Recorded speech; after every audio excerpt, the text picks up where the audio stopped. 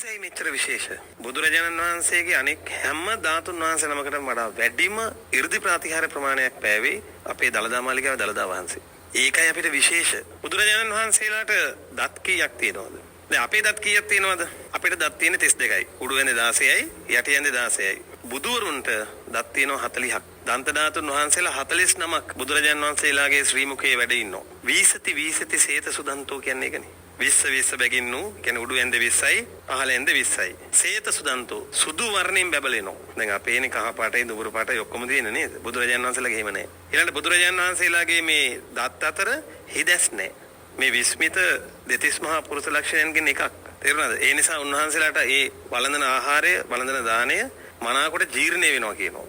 එතකොට ළමයි දැන් කෙනෙකුට දෙන්න පුළුවන් දැන් එහෙනම් බුදුරජාණන් වහන්සේගේ දළදා වහන්සේලා 49ක් වැඩ ඉන්න ඕනනේ කියලා. ඔව් වැඩ ඉන්නවා.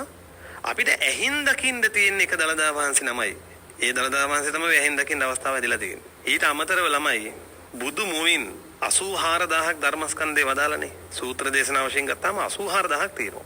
මේ 84000ම ධර්මස්කන්ධය අපේ දළදා වහන්සේ ස්පර්ශ කළා තියෙනවා. ඒ ගැන හිතන්නකෝ. දැන් ඔය භාග්‍යතුන් වහන්සේ වදාළ ධර්මයේ ඇතුළේනේ අඟුලිමාල අරහත්ත්වයටපත් උනේ. නාලාගිරි දමණය උනේ. කොපමණ නම් ධර්මයේ වදාළද? ඒ හැම දහම් කරුණම දළදා වහන්සේ ස්පර්ශ කළා තියෙනවා. ඒ නිසා මේ දළදා වහන්සේ විස්මිතයි.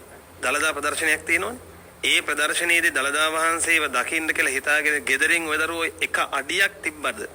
ඒ පොලිමේ ඉඳලා හිමින් ඉස්සරහට තියෙන අඩියක් ගානේ බුදුරජාණන් වහන්සේ බැහැ දකින්න යන පින රැස් වෙනවා. කිහින් හැරිලා ඉන්න උනත් කමක් නැහැ. ඇයි ඒක එහෙම වෙන්නේ? ඇයි බුදුරජාණන් වහන්සේ වදාරනවනේ?